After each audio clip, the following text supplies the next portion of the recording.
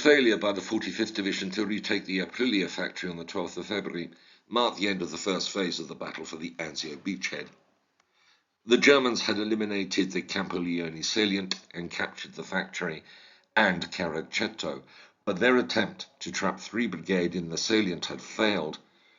The cost for both sides was high, but time was on 6 Corps' side.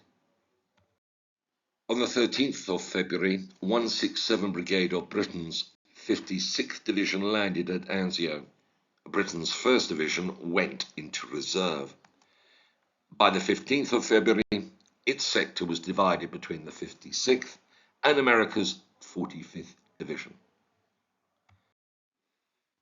In the British sector, 9 Royal Fusiliers were on the left, 8 Royal Fusiliers in the centre, and the 7th Battalion of the Oxfordshire and Buckinghamshire Light Infantry on the right. 168 Brigade was in the rear. 3 Brigade, battered in the previous attack, was in reserve. 2 companies of Royal Engineers fighting as infantry bolstered the line, and 46 Royal Tank Regiment and Divisional Artillery were in support.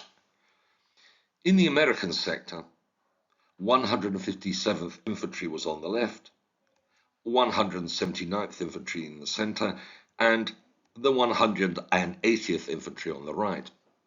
977 Field Artillery Battalion and anti-aircraft units had arrived in the bridgehead. By the 14th of February, Allied artillery was firing about 20,000 rounds daily. This was supplemented by fire from destroyers and cruisers. But a new storm was about to break. At 6 o'clock in the morning of the 16th of February, German guns opened up along the central beachhead front to herald the start of Operation Fischfang. Partly concealed by the smoke, infantry swept forward to strike the 6 Corps outpost line on a 4-mile front astride the Anzio road from Buon Riposo Ridge in the west to the Spaccazazi Creek in the east. It involved 5 divisions, the 4th Parachute and 65th Infantry Divisions under 1 Parachute Corps to the west of the Anzio road, and the 3rd Panzer Grenadiers, the 715th Infantry, and the 114th Light Infantry under the 76th Panzer Corps to the east. 26 Panzer and 29 Panzer Grenadier Divisions plus 2 battalions of Panther and Tiger tanks were in reserve for use once the first assault wave had broken the main Allied defences. The objectives were the Fosso di Carroceto, 2,000 yards on the road towards Anzio, the lateral road farther south, on which had been established 6 Corps defence line, and then the Bosco di Buckinghamshire, a stretch of country east of the main road, which would lead to Nettuno and sever the Allied forces in 2. The brunt of the first wave hit 157th Infantry and the 179th Infantry. German infantry and tanks advanced along the railroad west of the Anzio road. Lighter blows fell upon the 180th Infantry, but no deep penetrations had been made anywhere along the 45th Division front by the end of the 16th of February. Diversionary attacks were launched in 2 places against the 3rd Division to the east by the Hermann Goering Division, but they were contained. On the 56th Division front, the 12th Sturm Regiment attacked across the Maletta River against 9 and 8 Royal Fusiliers. 10th Parachute Regiment attacked from Buon Riposo Ridge. The forward companies of 8 Royal Fusiliers and the 7th Oxfordshire and Buckinghamshires were overrun. But it was quickly apparent that the attack was mainly to support the main drive down the Anzio road. Around midnight on the 16th of February, attacks resumed against the 157th Regiment, which was forced back to Dead End Road, leaving a gap between it and the 179th Regiment. The 2nd and 3rd Battalions of 179th were ordered to withdraw 1,000 yards, By mid-morning, there was a wedge 2 miles wide and over a mile deep in the 45th Division front. 6th Corps used its superior artillery and air power to halt the assault. In the afternoon, the main pressure was along the east of the Anzio road. Armour and infantry penetrated as far as the junction with Dead End Road. 2 tanks broke through to the first overpass. By then, the 2nd Battalion of the 157th on the west of the road were almost surrounded by infantry infiltrating gullies between the battalion and the British on the left. To the right, 180th Infantry extended its left flank to make contact with the 179th. At 2 o'clock in the afternoon, 1st Armoured Regiment reached the first overpass and made an unsuccessful attempt to advance to the north. General Lucas ordered the 1st Division less 3 Brigade to move up to hold a 2-mile sector of the final beachhead line east and west from the overpass on the Asiete Road. 179th Infantry and 157th Infantry, supported by 191 Tank Battalion, launched a counterattack on the night of the 17th of February, but it lacked sufficient strength to throw the enemy off balance, and it left the troops of the 179th in an exposed position. That day, 56th Division Commander Major General Gerald Templer took command of the 1st Division when General Penny was wounded by a shell fragment.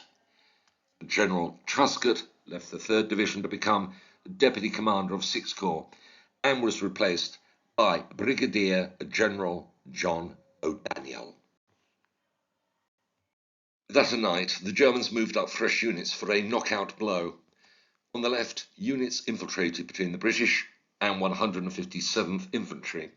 On the right, the 180th was harassed by tanks and infantry infiltrating into their positions. At dawn, the Germans' first thrust drove deep into the positions of the 179th Infantry. Tanks moved down the bowling alley until stopped by a blown bridge. Infantry infiltrating to the south and southeast reached the positions along the final beachhead line. These initial attacks were beaten off. The 2nd Battalion of 179th Infantry was, however, almost cut off by the tank penetrations and withdrew.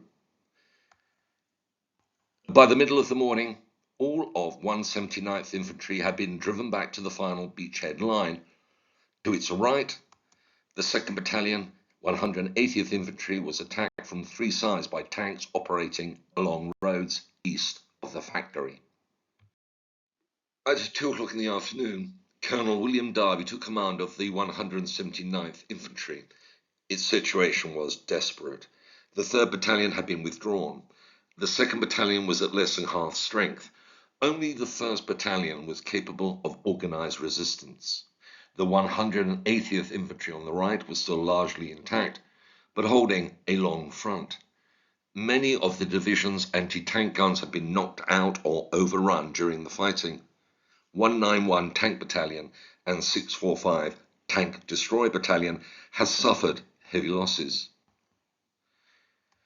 In the late afternoon of 18th of February, a new attack started with a thrust by 12 tanks down the bowling alley.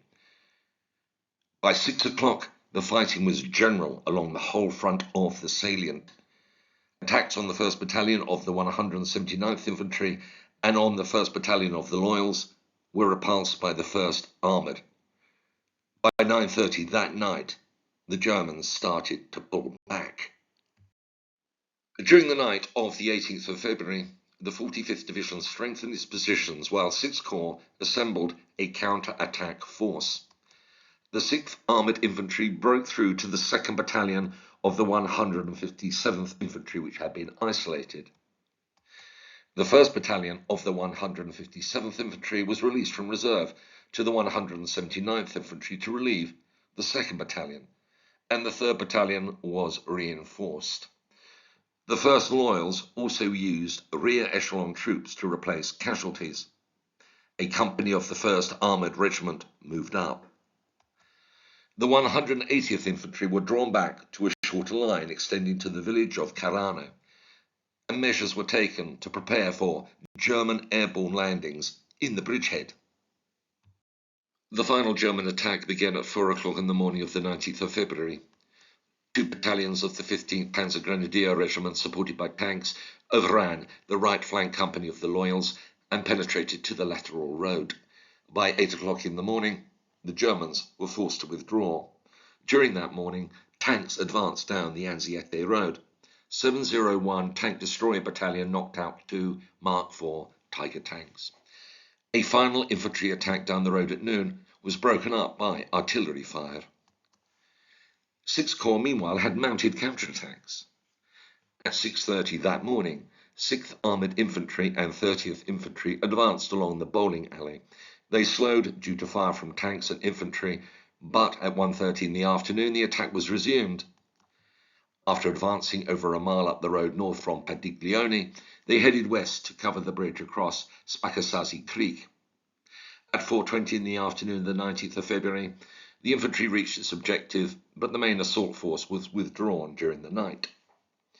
During the afternoon, the Loyals and a company of the 2nd North Staffs, supported by tanks of 46th Royal Tank Regiment, advanced to wipe out a pocket of resistance on the lateral road left by the enemy's penetration in the morning. At 4:30 on the morning of the 20th of February, a company strength attack on the 1st Loyals, east of the overpass, was easily repulsed. Attacks on the shoulders of the salient continued, but that setback ended efforts to achieve a breakthrough. In their 5-day attack at Anzio on the 16th to the 20th of February, the Germans suffered more than 6,000 casualties. 6th Corps' battle casualties total 3,496 killed, wounded and missing. The Germans reported the capture of 1,304 Allied prisoners. Exposure, exhaustion, and particularly trench foot resulting from days spent in foxholes half filled with water resulted in a total of 1,637 Allied non-battle casualties.